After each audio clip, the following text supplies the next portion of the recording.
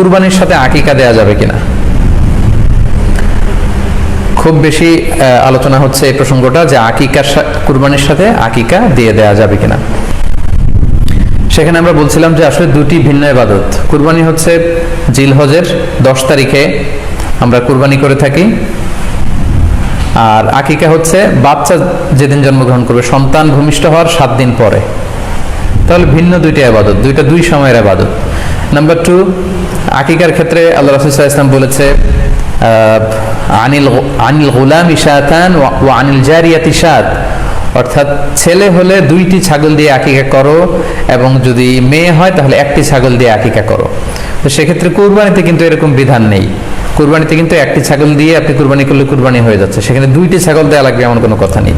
তো এভাবে আমরা বুঝতে পারতেছি, খুবই স্পষ্টত কমন সেন্স খাটালেও আমরা বুঝতে পারতেছি, এবং আল্লাহ রাসূল সাল্লাল্লাহু আলাইহি ওয়াসাল্লামের ভাষ্যগুলো অনুসারে আমরা বুঝতে পারছি দুইটা দুই ধরনের ইবাদত। যদিও এই দুই ইবাদতে কিছুটা মিল আছে, কিন্তু দুই সময়ের ইবাদত, দুইটা আলাদা, দুটি উপলক্ষ, দুইটার আলাদা নির্ধারিত সময় রয়েছে।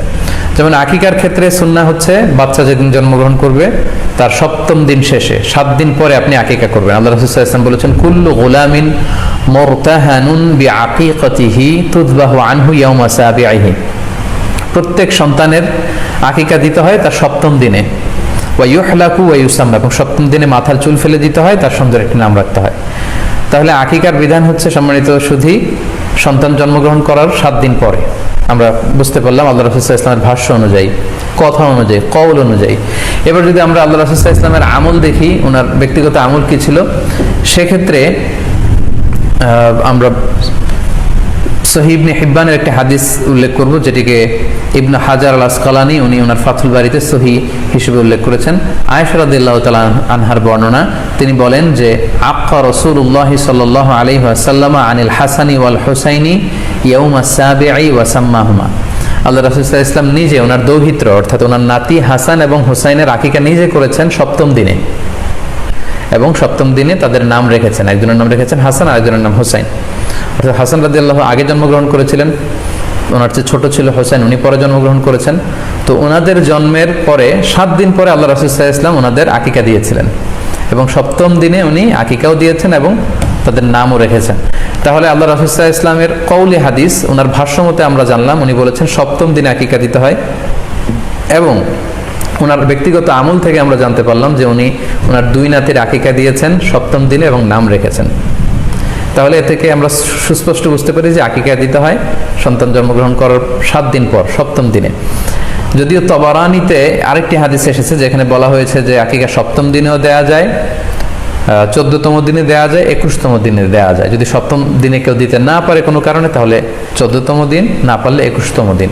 তাহলে সুস্পষ্টভাবে উল্লেখ আছে যে আকিকার সময়সীমা 7ম দিনের কথা আমাদেরকে বলা হয়েছে। তো সেক্ষেত্রে আপনার সন্তান জন্মগ্রহণ করলে আপনি শুকরিয়া স্বরূপ কুরবানি করবেন, আত্মীয় স্বজনকে খাওয়াবেন, আকিকার গোশত নিজেরাও খাবেন।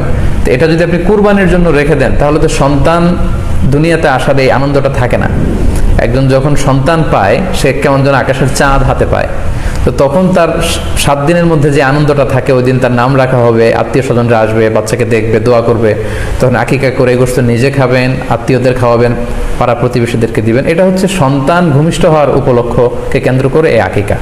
সো এটাকে কুরবানির সাথে মিক্স আপ করার কোনোই প্রয়োজন নেই, এবং এক্ষেত্রে সুস্পষ্ট গাইডলাইন হচ্ছে যে 7ম দিনে আকিকাটা দিতে হয়। সো আমরা যেন 7ম দিনে আকিকাটা দেই। তবে হ্যাঁ, এখন প্রশ্ন হচ্ছে 7ম দিনে কেউ দিতে পারেননি, 14তম দিনেও দিতে পারেননি, 21তম দিনেও দিতে পারেননি, হাতে টাকা ছিল না, সামহাও কোনো কারণে মিস করেছেন, তখন আপনি যখন সুযোগ হয় তখন করে দেন। ওই প্রেক্ষাপটে আপনি যদি কুরবানির সময়ও আকিকা দিয়ে দিতে চান, এটা আদায় হয়ে যাবে ইনশাল্লাহ। আশা করা যায় আদায় হয়ে যাবে, এবং এটা জায়েজ আছে। তবে এটা সুন্নাহ নয়। সুন্নাহ হচ্ছে 7ম দিনে আকিকা দেওয়া। পাশাপাশি গরু দিয়ে, মহিষ দিয়ে, উট দিয়ে আকিকা দেওয়াও কিন্তু সুন্নাহ নয়। আকিকা দেওয়া সুন্নাহ হচ্ছে ছাগল দিয়ে।